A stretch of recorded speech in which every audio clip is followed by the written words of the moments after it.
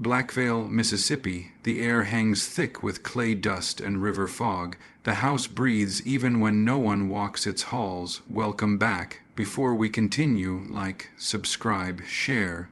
The first entry that mentions the Harrow family is dated May 17th, 1834, written in a trembling hand upon yellowed ledger paper.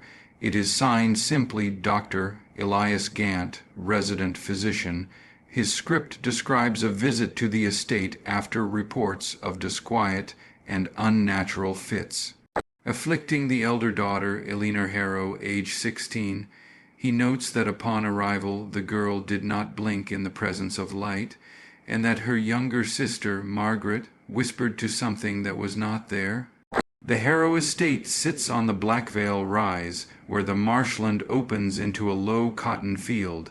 Its architecture, Gant observed, was an imitation of European taste, but bearing the decay of local soil. The portraits that hung along the hall had been painted over, not replaced, their faces smeared into anonymity by a thin wash of gray pigment. According to the doctor's own testimony, he was summoned by Mrs. Harrow, a widow since 131. She greeted him wearing mourning lace, though her husband had been dead 3 years. He writes, her voice trembled when she spoke of sleepwalking, and she swore that her daughters could speak to one another without sound, as though their shared pulse did what language could not. In a locked drawer, Gant discovered earlier entries in another hand, the late Mr. Harrow's private field notes. They described his attempts to chart the peculiar anatomical continuity of his bloodline, twins recurring every other generation, the birth of each second pair accompanied by fevers of the brain and mirror-like behavior. One particular sketch in the margin drew Gant's fascination. 2 infant skulls joined at the occipital ridge, their spines trailing apart like roots splitting from a single stem. He pressed the drawing between his own pages for later study. Villagers claimed to hear piano music at night, though the Harrows owned no instrument. Some swore they'd seen 2 figures at the upper balcony window, even when one sister was confined in bed. Gant recorded it politely as local hysteria.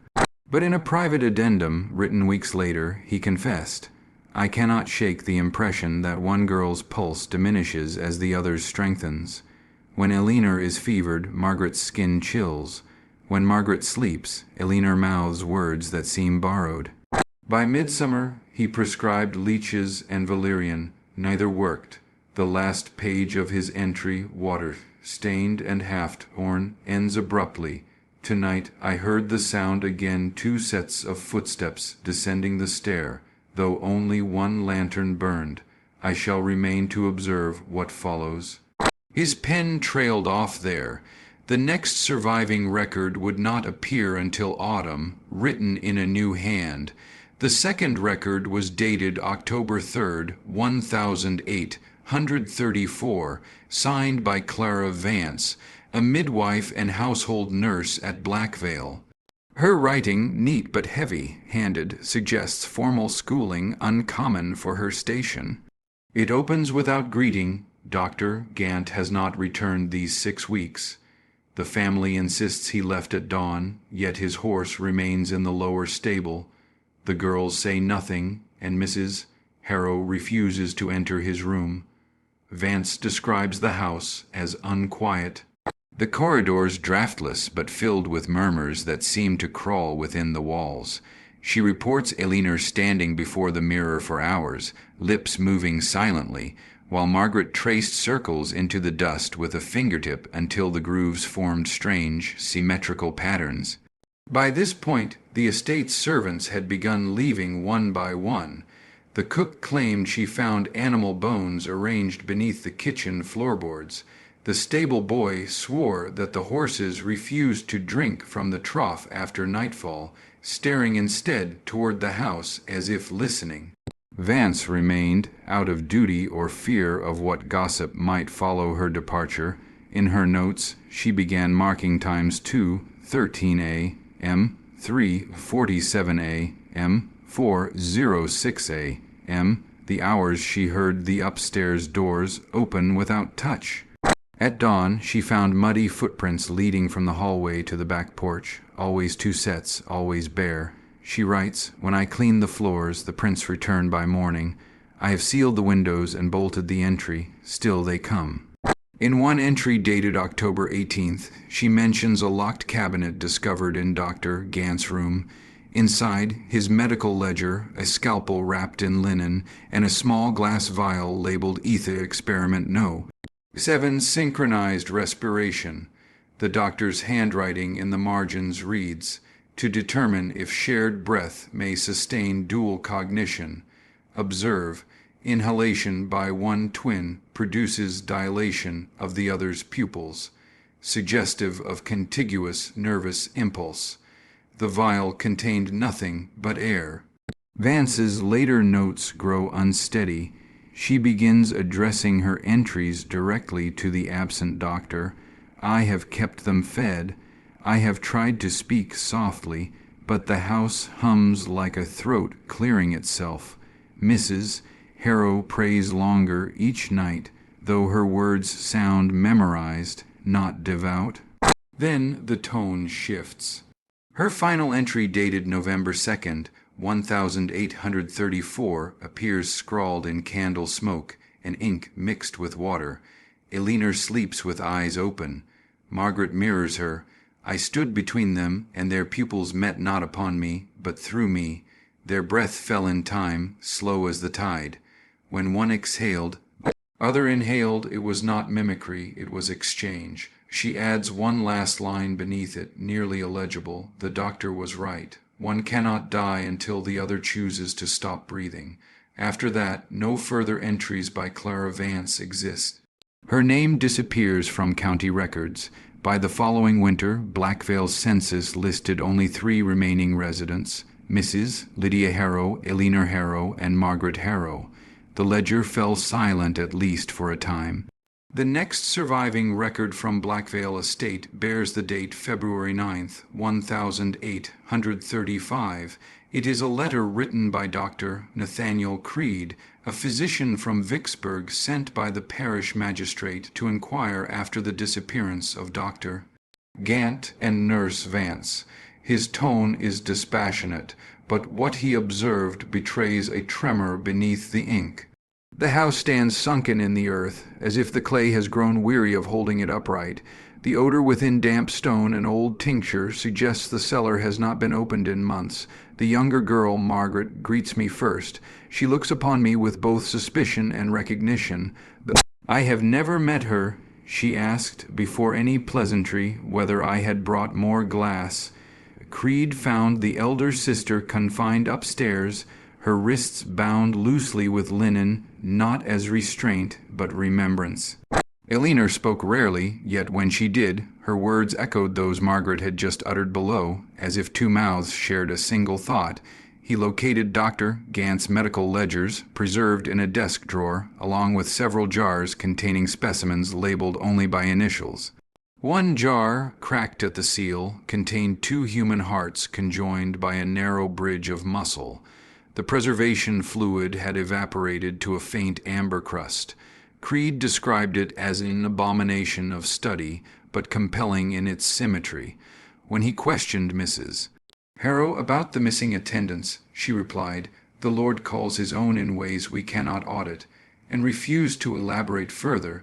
Creed wrote that during his stay he heard tapping beneath the floorboards at intervals too deliberate to be vermin. It ceased whenever he approached. One night, unable to dismiss it as imagination, he pried open a section of the parlor floor. Beneath lay a wooden crate lined with fabric and faintly damp. Inside were notebooks not of Gant, but of Mr.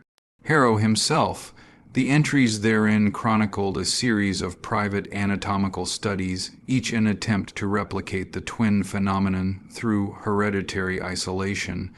His writing was scientific in diction, yet fevered in intent. Our lineage may be the key to mirrored consciousness. One passage reads, "If the body may divide, why not the soul? If breath sustains both, might death serve neither?" Creed's last note in the parish archives describes his final morning at Blackvale.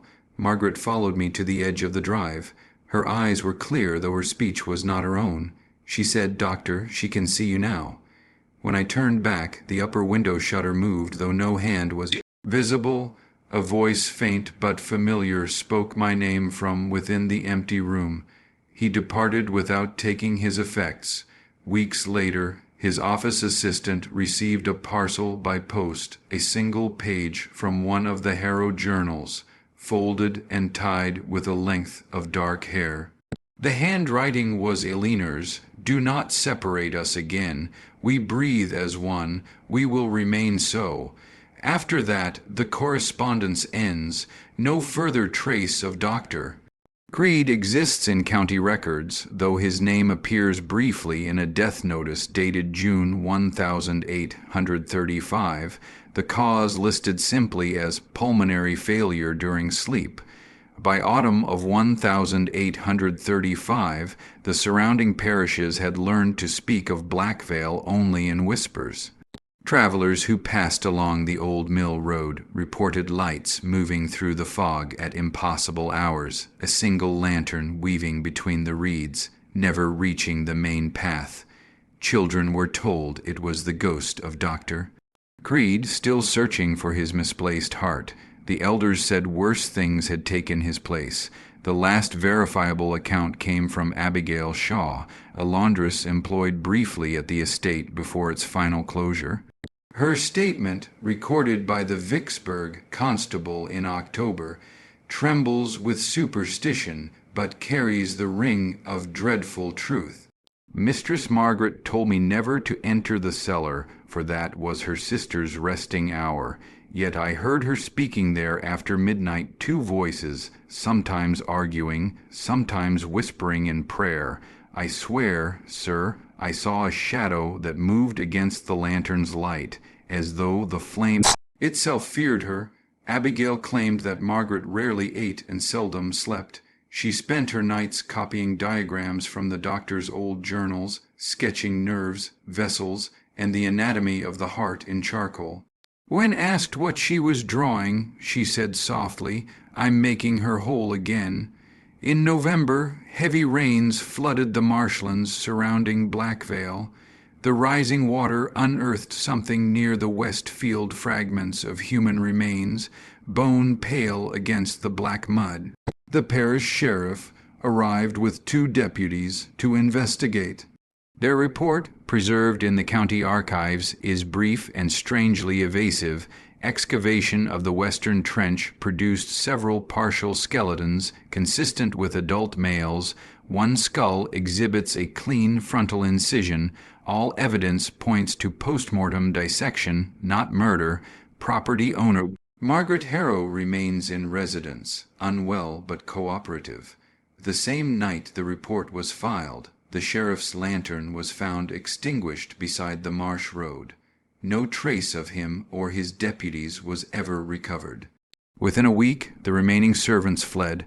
One described hearing music from the cellar, an off-key lullaby played on a stringless violin. Another swore he saw both sisters at once, standing in the garden, though Eleanor had been buried the year before. When officials finally entered Blackvale in early December, they found the house empty, furniture overturned, candles burned to their bases, pages torn from books and pinned to the walls with sewing needles. Each page bore the same phrase written over and over in 2 different hands: "One breath, one heart, one flesh." In the basement, beneath a shroud of mildew, lay a single iron table. Upon it rested a lantern, still faintly warm. Inside the lantern glass, investigators found not a wick, but a thin, desiccated braid of human hair, the color unmistakably the same as Margaret Harrow's. The property was condemned and sold at auction in 1836. None of the bidders ever took possession. The house, left to rot, eventually sank halfway into the marshland, its chimneys jutting from the mist like gravestones. Locals say that on quiet nights, A dim light still flickers in the drowned parlor window, and if you follow it, you'll hear two women speaking in one voice. No official explanation was ever given for what occurred at Blackvale. The records end abruptly, as if someone decided that silence was the only way to contain what had been done there. For nearly a century after 1836, Blackvale Estate remained untouched. Vines consumed the roof, the marsh swallowed its foundations. By 1922, the county surveyors marked the land as uninhabitable. Only hunters and lost children ever wandered near it, and most never twice. The first modern attempt to examine Blackvale came from Dr. Henry Crowthorne, a medical historian at the University of Tennessee, who in 1928 began cataloging pre-Civil War medical practices in the South. In his correspondence, later donated to the state archives, one letter stands apart. Dated June 17, 1928, it reads, "The Harrow Estate is less a ruin than a wound.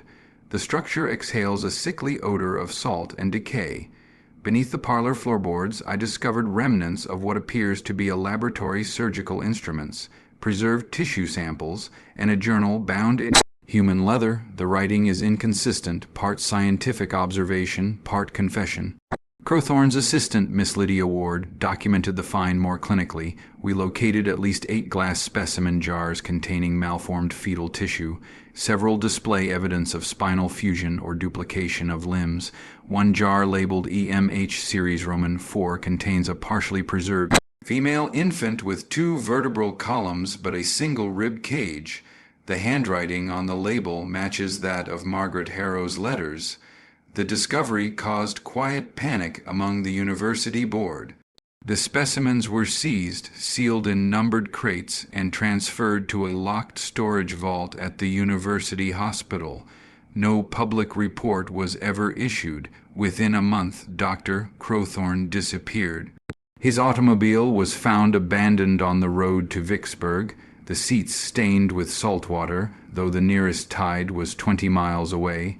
Miss Ward resigned immediately, citing severe nervous exhaustion. Her diary, recovered from her boarding room, contains one final entry. "He said he heard them breathing under the floorboards again. I told him there was no floor left, only mud. By 1931, the remaining Blackvale structures had collapsed entirely."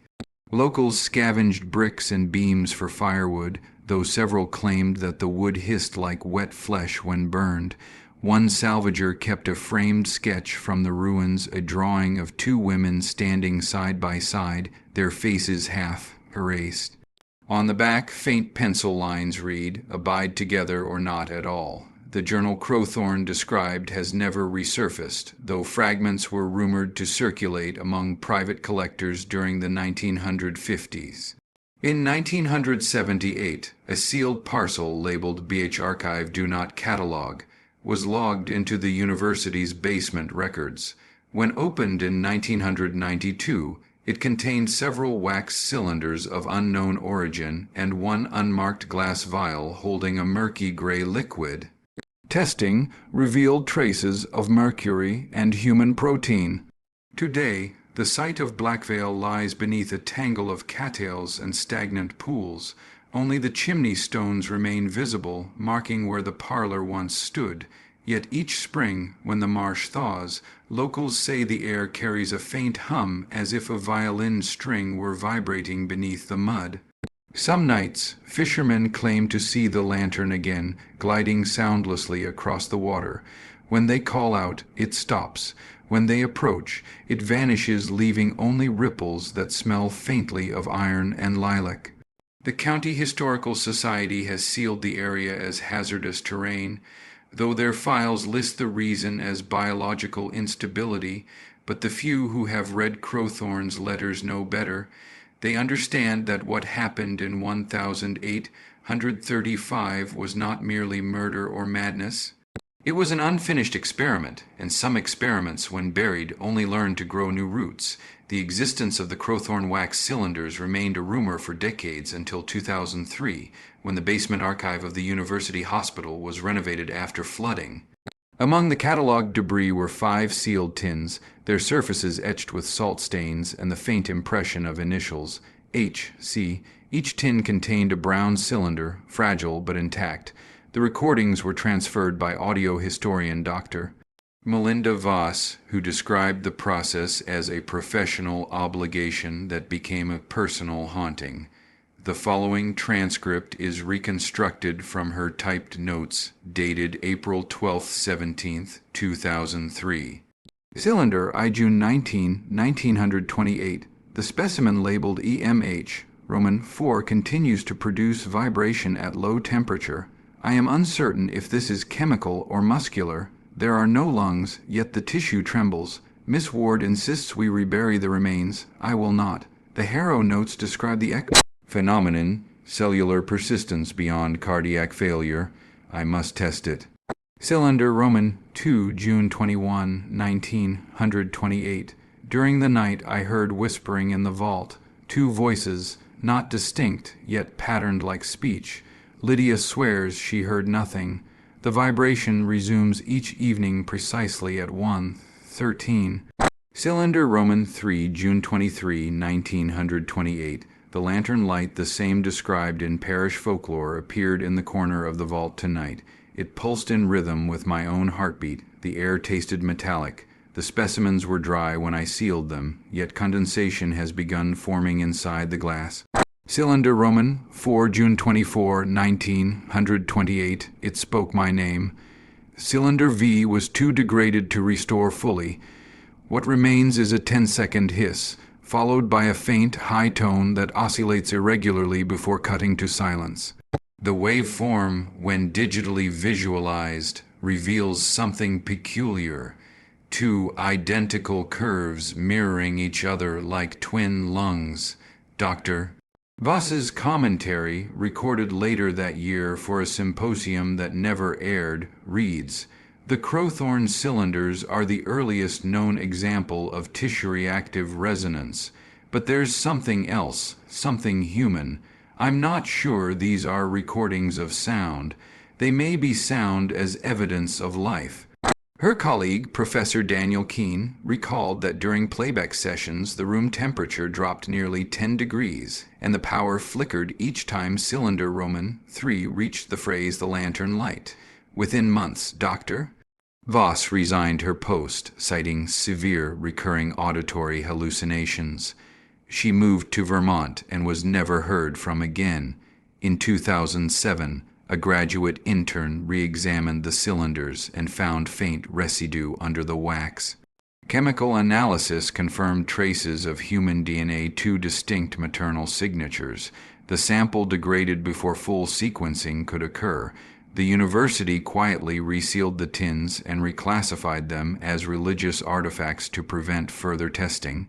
Their current location is listed as Archive Room B12 restricted, but a low-resolution copy of Cylinder Roman 2 leaked in 2011 and briefly circulated online under the name The Black Veil Frequency.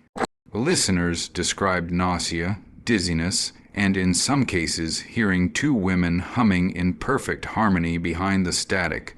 One forum user wrote, "When the pitch peaks, it feels like someone's breathing through my ears." The file was removed within 48 hours. Its source was never identified. Today, only a handful of researchers claim to have heard the unaltered tapes. They all describe the same thing, the sensation of a heartbeat not their own. In late 2013, a sealed trunk labeled H.F.H. Private notes surfaced at an estate auction in Norfolk. The lot was withdrawn minutes before sale, purchased quietly by a representative of the Darwin Medical Historical Society. Inside were 9 notebooks, bound in green leather, each tagged with a year between 1902 and 1929. The ink, faintly iron-scented, bore that same familial monogram Harrow Family Laboratories. The volumes were catalogued but never digitized. Only fragments have since been released, cited anonymously in Dr.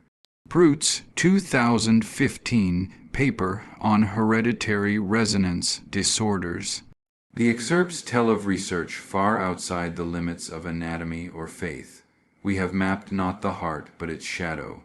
Within each generation the rhythm degrades, echoing through bone and dream. The sisters are the latest vessel, Lydia more stable, Elinor too lucid. When one sleeps, the other stirs. I suspect the pulse they share is not metaphor, but memory made flesh. Several entries reference a lost codex, a handwritten manual authored in 1008-134 by the estate's founder, Horace Blackvale Harrow. The codex, according to one note, contained procedures for restoring harmony to split inheritance, implying that the Harrows believed illness or madness could be tuned away like discordant music. A later passage dated July 7, 1928, mere weeks before the final recording, reveals something chillingly deliberate. The resonance must be tested between living kin. Blood recognizes itself. The hum is not disease but continuity. If we match frequency to lineage, perhaps we hear the original. Note the voice before death. The handwriting grows erratic after that. Spatters mar the pages, brown as dried rust. On the final sheet, the word listen is written 43 times in succession, the letters increasingly large until the pen tears through the paper. When archivists at Darwin attempted to preserve the notebooks, they noted a faint vibration in the metal shelving where they were stored, a rhythmic tremor measurable on nearby instruments but inaudible to the ear. It ceased only when the lights were turned off. Those vibrations matched almost precisely the waveform from cylinder Roman 3 of the Crowthorne tapes. In response, the Society commissioned a closed study under Project Meridian, aiming to determine if genealogical patterns in archived medical families produced measurable sonic anomalies. Of the 12 blood samples collected from descendants of Blackvale Parish, 3 exhibited an unexplained resonance under electromagnetic scanning, a pattern repeating every 13 seconds. That number appeared frequently in the Harrow journals. It was the time at which the whispering began in Dr. Crowthorne's laboratory 113A. By 2016, Project Meridian was disbanded. Internal reports cited ethical complications and staff attrition. No official statement was ever made. Unofficially, the surviving researchers described phenomena echoing the original case: auditory distortions, dreams featuring twin voices, and the uncanny sensation of being watched from behind one's reflection. One email recovered from a deleted drive reads simply, "Every recording contains an image. The sisters are still trying to finish their song." That final line now serves as the unacknowledged conclusion of the Harrow file.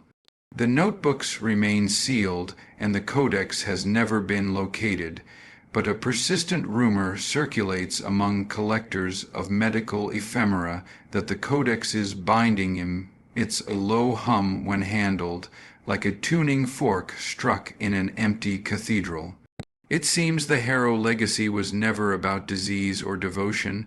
It was about rhythm and the cost of listening too closely to one's own blood. The expedition that entered Blackvale's lower vault in February 2018 was not a formal one. No funding, no record, no university seal.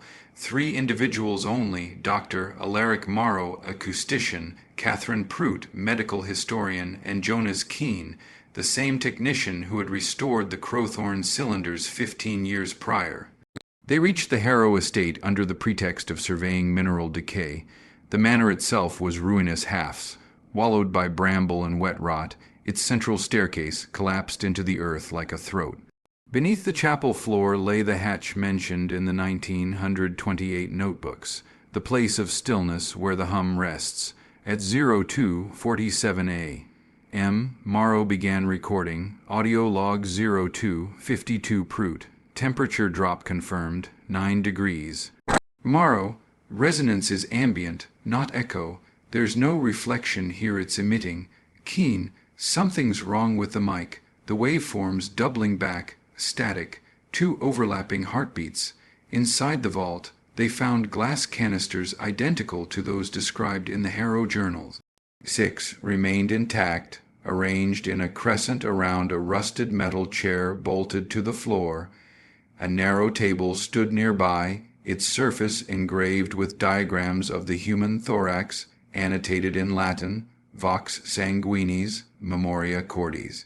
What caught Morrow's attention, however, was a seventh canister, larger than the others, half, filled with a clear fluid. Suspended within was something pale and thin, like a silk ribbon drifting without current. When illuminated, it shuddered not from vibration, but as if exhaling. Prout's notes, recovered from her phone, describe an unmistakable rhythmic motion, almost like breathing underwater. The three researchers agreed to extract 1 minute of audio from the vault's interior frequency before sealing it again. The sound captured was unlike anything previously recorded, a layered hum composed of 2 pitches, each modulating against the other. The result was a living dissonance, constantly resolving and unraveling. Transcript fragment Morrow, its harmonic interference, 2 signals from the same origin, slightly out of phase. Prout, like twins out of sync. Keen, no, like they're trying to sync. Seconds later, Keen screamed. His equipment registered a burst of amplitude so violent it erased the recording's final 8 seconds. His body was later found at the stairwell threshold, pulse erratic but alive. When he regained consciousness, he repeated a single word, listen. Morrow and Prout were never recovered. The estate was sealed under a private injunction filed by an unnamed historical trust. The surviving waveform, catalogued unofficially as Blackveil Sequence Final, was analyzed by independent technicians.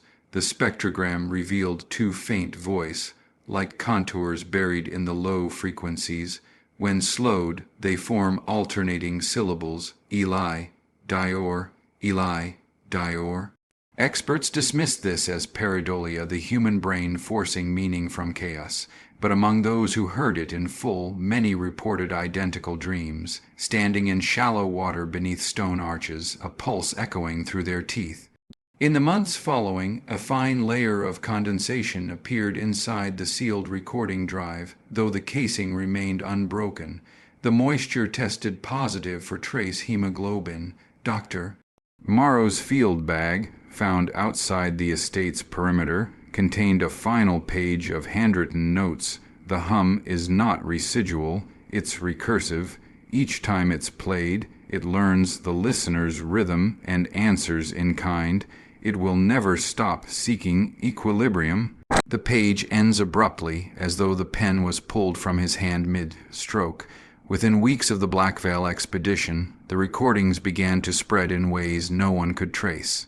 The file Blackveil Sequence Final, WAV, supposedly sealed under digital quarantine, appeared in a closed acoustics forum on March 3, 2018.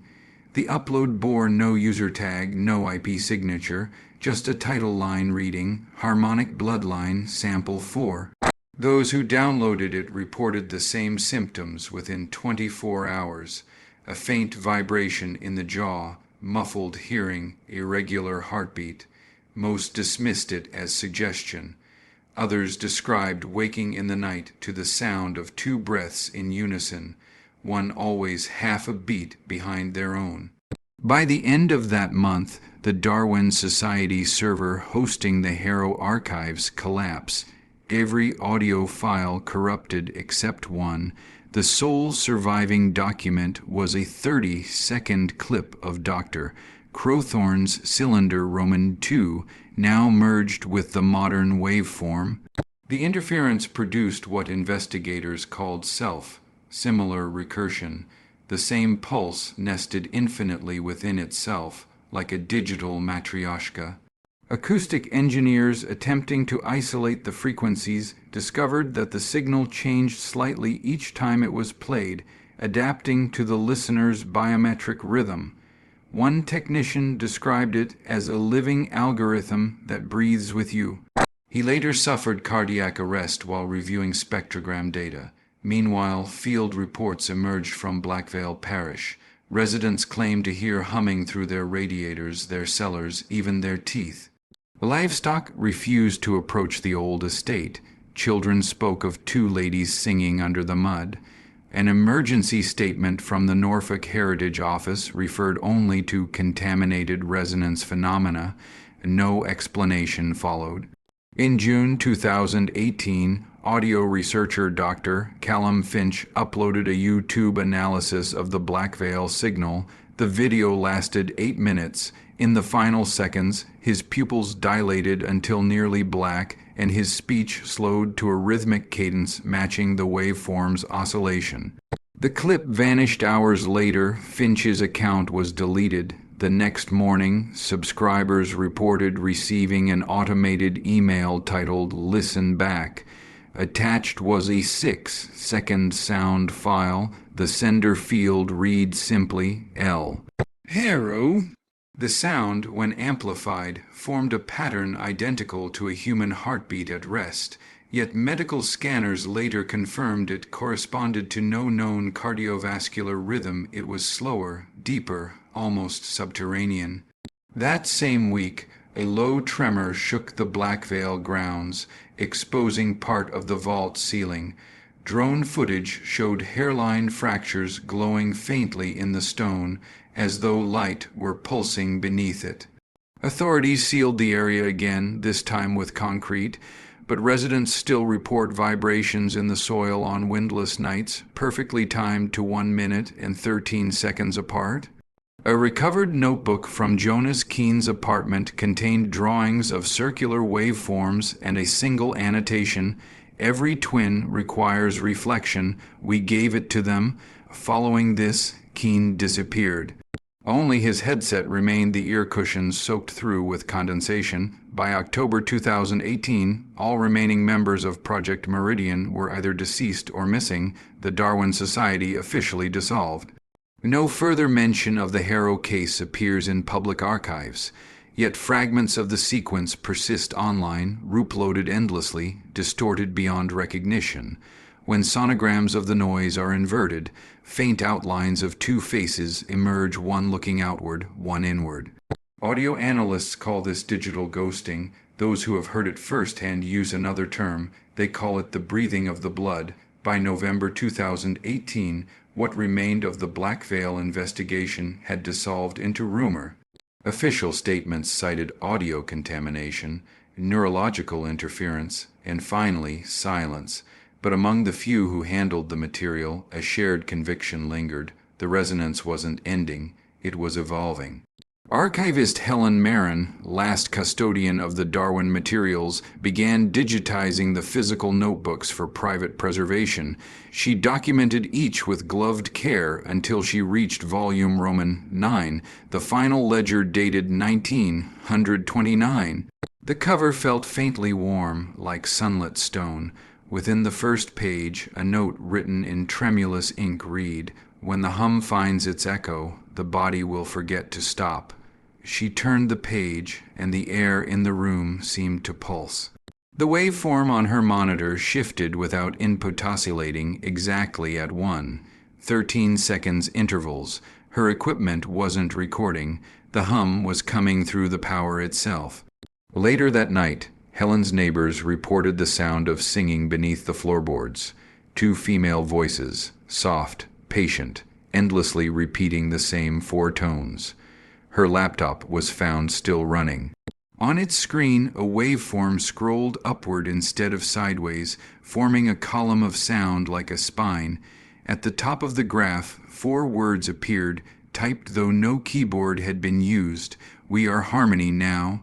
The device burned out seconds later. Within a week, copies of the Harrow sequence re-emerged on file, sharing sites under altered names: twin frequency test, silent organ study, binaural prayer.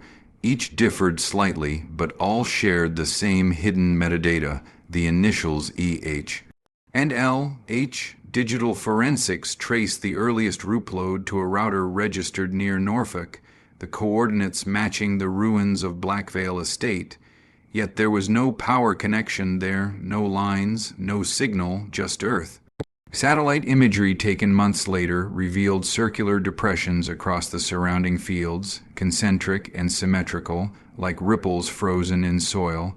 Acoustic analysis showed residual vibration detectable through stone, slow, constant, steady, a pulse that belonged to no machine. Those who have listened to the later copies describe a sensation not of hearing, but of being heard. The frequencies seem to match the listener's breathing, adjusting with each inhale until the sound and pulse fuse completely. A few have claimed that when the hum stops, there's a faint echo that continues from inside the chest.